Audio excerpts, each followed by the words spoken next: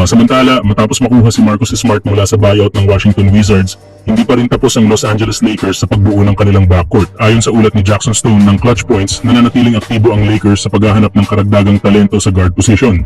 Ang pagkuha kay Smart na isang Defensive Player of the Year awardee at veteranong leader ay agad nagbigay ng defensive upgrade sa tabi ni Luka Doncic at Austin Reeves. Ngayon ay hamon para kay Redick kung paano niya mapapaikot ang rotation. May mga posibilidad na ipasok si Smart bilang starter kapalit ni Reeves para sa defensive presence o panatilihin si Smart bilang leader ng second unit. Maaari rin namang subukang i-start ang trio ni Doncic, Reeves at Smart sabay i-slide si LeBron James sa power forward at ilagay si Rui Hachimura sa bench.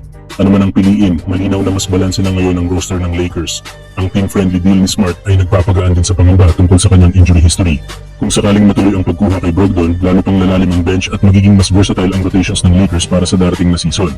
Samantala, tahimik pero agresibo, ganyan gumalaw ngayon ang front office ng Lakers. Ayon sa ulat ni Brett Siegel ng Clutch Points, napag-usapan kamakailan ng Lakers ang posibilidad na kunin sina Donte DiVincenzo ng Minnesota Timberwolves at Kentavious Caldwell-Pope ng Orlando Magic bilang bahagi ng mga patuloy na galaw ng koponan para palakasin pa ang kanilang backcourt at perimeter defense. Mabilis na isinara ng Minnesota ang pintuan sa anumang usapan tungkol kay DiVincenzo. Ayon sa source, agad na tinanggihan ng Timberwolves ang kahit anong exploratory talks mula sa Lakers.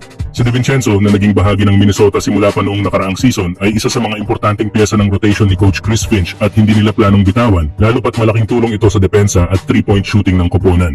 Sa kabilang banda, mas may puwang ang pag-asa ng Lakers pagdating kay Kentavious Caldwell-Pope. Matapos mapunta sa Orlando Magic bilang bahagi ng multi-team trade na nagdala kay Desmond Bane mula Memphis, muling naging target si KCP ng Lakers. Hindi ito katakataka dahil bahagi si KCP ng championship team ng Lakers noong 2020 at kilala bilang reliable 3-and-D wing na may chemistry na kina LeBron James at iba pang veterans ng team. Ang problema lang, salary cap. Sa ngayon, may 14 players na nasa kontrata ang Lakers at halos $1 million na lang ang pagitan nila mula sa first apron tax line. Ibig sabihin, kung gusto nilang isingit si KCP sa roster, kailangan muna nilang gumawa ng small consolidation trade para magbukas ng salary space. Posible itong gawin sa pamamagitan ng paglipat ng isa o dalawang role players kapalit ng mas value-driven na kontrata.